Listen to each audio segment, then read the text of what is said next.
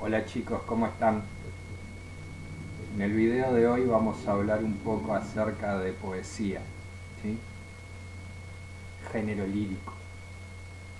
Eh, la poesía es seguramente el género literario que tiene la mayor cantidad de características diferenciadoras, el que probablemente sea más fácil de reconocer, más difícil de confundir con los otros géneros literarios, eh, por el hecho de ser realmente muy diferente en muchísimos aspectos, ¿sí?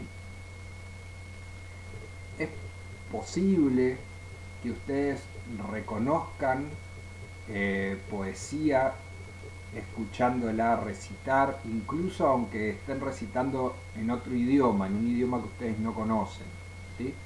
Simplemente por la fonética, por el ritmo, por la musicalidad. Si yo estoy escuchando a una persona declamar en polaco, es posible que me dé cuenta de que eso que está recitando es poesía.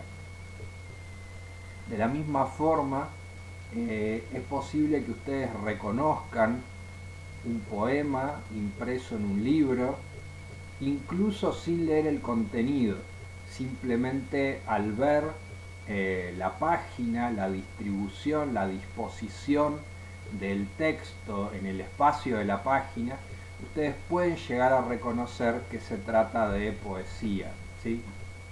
Sin necesidad, digo, de recurrir a leer el texto. Pongo un ejemplo, ¿sí? Ustedes ven esta página, ¿sí? Y no se llega a leer lo que dice, pero se dan cuenta que es poesía, ¿sí? Estos son poemas completos de Miguel Hernández. Bien, esto que les estoy mencionando tiene que ver esencialmente con un aspecto en particular de la poesía que permaneció durante muchísimos siglos, y es la utilización del verso en la poesía, ¿sí? Que esencialmente podríamos definir eh, como la utilización de ciertas pausas artificiales que no obedecen a los criterios sintácticos y que se utilizan solamente para generar un determinado ritmo en la lectura, ¿sí? Digamos, cuando ustedes están leyendo un texto en prosa, en la lectura producen una pausa cuando hay un punto, y hay un punto al final de cada oración. Es decir, que esa pausa obedece a un criterio sintáctico. Me está indicando dónde termina una oración y comienza otra, ¿sí? También hacen una pequeña pausa cuando hay otros signos de puntuación, como por ejemplo la coma. Pero esta también obedece a criterios sintácticos un poco más complejos, pero a criterios sintácticos al fin, ¿sí? Para indicar que hay una enumeración, para indicar que hay una posición, para indicar que hay un vocativo, ¿sí? Ahí utilizan entonces una coma que en la lectura se traduce como una pequeña pausa, ¿sí? Pero todo esto, como ven, tiene que ver con la construcción de la estructura interna de la oración. En el caso del verso, esto no es así, sino que el autor decide que en determinados momentos de la lectura se establezca una pausa que no tiene que ver con esos criterios estructurales, ¿sí? Y que después, para traducir esa pausa, ese ritmo de lectura al texto impreso, se indica escribiéndolo en forma de verso. Es decir, cada periodo de lectura en un renglón separado. Por lo tanto, cuando se llega al final del verso, haya ahí o no haya signo de puntuación, el lector va a producir una pequeña pausa, ¿sí? Entonces eso le va a dar a la poesía una fonética diferente a la de la prosa, ¿sí? En algún caso, y durante muchos siglos, lo que se usaba era tratar de hacer que esos periodos de lectura fueran periodos regulares y de esa manera tener una métrica regular, tener todos periodos de lectura iguales o parecidos o ciertas combinaciones de periodos de lectura, ¿sí? Y eso ustedes lo analizaban seguramente analizando la métrica de la poesía, contando las sílabas que tiene cada verso. ¿Está bien?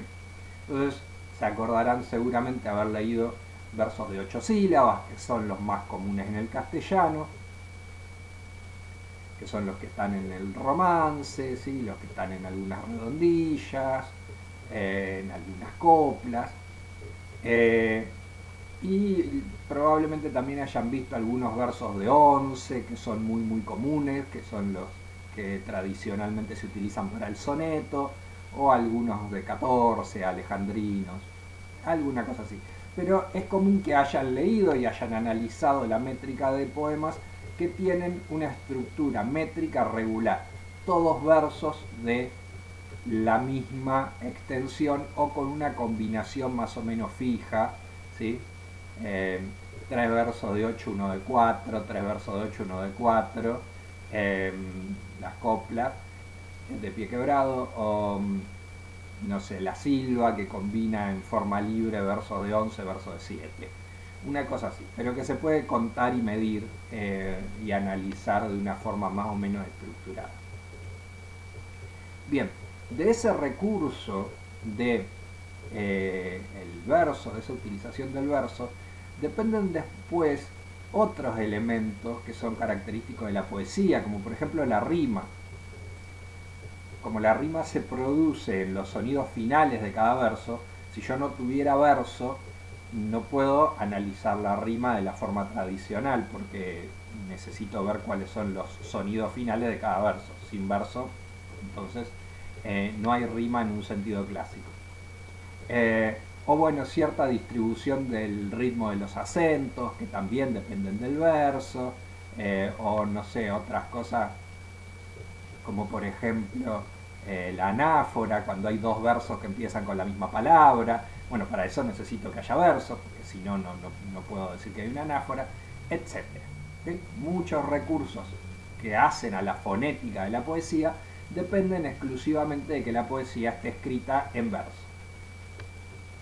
Bueno, algunas cuestiones a tener en cuenta para ampliar un poco este tema. Primero, estas cuestiones fonéticas y toda cuestión fonética de la poesía se pierde en general en cualquier traducción. Entonces estamos hablando exclusivamente de poesía leída en el idioma original. Una vez que un poema pasa por un proceso de traducción, es imposible que estos aspectos fonéticos se conserven, porque evidentemente el otro idioma tiene una fonética diferente, las palabras tienen otra representación fonética, suenan distintos. Es más, hay idiomas donde por norma general las palabras son más largas o las palabras son más cortas. Por lo tanto, cuando yo hago una traducción, bueno, la métrica no se va a conservar. Digamos, el inglés, por ejemplo, tiene palabras mucho más cortas que el castellano, ¿sí? Entonces, ustedes analizan, tratan de traducir cualquier letra de una canción en inglés y no entra en la misma métrica al pasarla al castellano, ¿no es cierto? Yo les digo,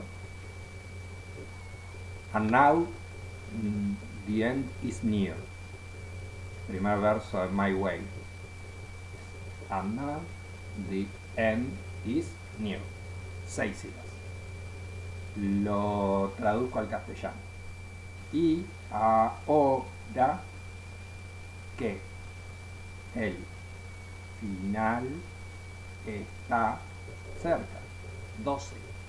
O sea, el doble. En castellano, la misma frasecita, el mismo verso, ocupa el doble de sílabas, ¿sí? Es mucho más largo el castellano, nuestras palabras son más largas que las palabras del inglés. Bien, entonces todo esto que estoy diciendo sobre la fonética de la poesía funciona solamente cuando leemos autores en su idioma original, ¿sí? Ya cuando leemos traducciones de todo esto nos olvidamos, ¿sí? La otra cuestión que tenemos que tener en cuenta es que muchos de estos aspectos a lo largo del tiempo fueron variando y muchos de estos recursos voluntariamente fueron abandonados por los autores, ¿sí? En un principio se puso bastante de moda el verso libre, es decir, poemas escritos en verso, pero que no conservaban una métrica regular, que no tenían una estructura de rimas regulares, ¿sí? Esto también es poesía, solamente que es poesía que no utiliza estos recursos. Incluso, un paso más allá, se escribió poesía en prosa, ¿sí? Por ejemplo, la poesía que escribió en el Spleen de París Baudelaire, que es poesía en prosa. Baudelaire tiene un libro con poesía en verso mayormente, ¿sí? Que son Las Flores del Mal, y después tiene este librito que es de poesía en prosa. Entonces yo les muestro una página del libro de Baudelaire y ustedes no me dirían que esto es poesía así sin leerlo, ¿sí? A diferencia del otro que les mostré, Miguel Hernández, que sí se veía claramente por la disposición de las palabras en la página que era poesía. Esto, si ustedes no lo leen, no pueden decir que es poesía, porque está escrito en prosa, igual que un cuento, igual que un ensayo o igual que una novela. Muy bien, entonces, bueno, después ya va a haber otras cosas, ¿no es cierto? Ya cuando lleguen las vanguardias se van a encontrar, por ejemplo, con los caligramas, estos poemas que de alguna manera utilizan el espacio de la hoja como para hacer con las palabras una especie de dibujito, o que juegan con las palabras con tipografía de diferente tamaño, distribuyéndola en la hoja de una forma poco intuitiva que el lector no sabe muy bien por dónde tiene que empezar a leer y por dónde tiene que seguir. Bueno, como que se experimentó mucho, ¿sí? Se experimentó mucho, fueron tomándose bastantes libertades, rompiendo las estructuras tradicionales de lo que era considerado la poesía para buscar formas nuevas y efectos nuevos. Bien, lo que yo supongo que ustedes se deben estar preguntando, seguramente, es, bueno, entonces, si renuncio a todos estos recursos que tienen que ver con la fonética, ¿qué es lo que hace que ese texto siga siendo poesía? Y es una pregunta muy pertinente, porque la verdad es que, no sé, no, bueno, es que no es solamente la fonética, porque si no, es lo que les digo, cuando ustedes leyeran una traducción de un poema escrito originalmente en francés, daría lo mismo si esto es el Spleen de París que está escrito en prosa o si fuera Las Flores del Mal que estaba escrito en verso. Si de todas formas los recursos fonéticos se perderían en la traducción. O si ustedes leen, no sé, Edward Blake, William Blake, leen a Shakespeare, o no reconocerían, o a T.S. Eliot, no reconocerían que eso es poesía porque fue sometido a un proceso de traducción del inglés al castellano. Bueno, eso no es así, porque en realidad la poesía no depende únicamente de la fonética, ¿sí? Habría un segundo aspecto que es fundamental para la poesía y que tiene que ver con una cuestión semántica, con algo que algunos autores llaman el uso de una definición poética o connotativa. Es decir, que de alguna manera la relación entre el significante y el significado, o sea, entre esas dos partes del signo, entre lo que es la forma del signo y el contenido del signo, se utiliza en poesía de una manera diferente. Esto es en la práctica muy difícil de demostrar, y no pretendo hacerlo, pero digamos que si yo les dijera a ustedes que voy a hablar sobre la luna, ¿sí? Voy a escribir un poema sobre la luna, y mi poema sobre la luna dice: la luna es el satélite natural de la Tierra y carece de atmósfera. A ustedes no les va a sonar a poesía.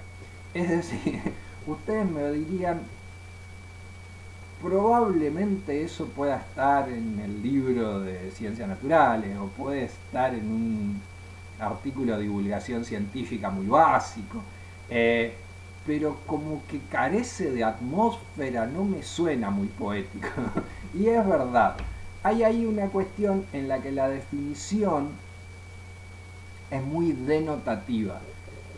¿Qué quiere decir esto? Que estoy tratando de utilizar las palabras estrictamente con el significado que tienen en el diccionario.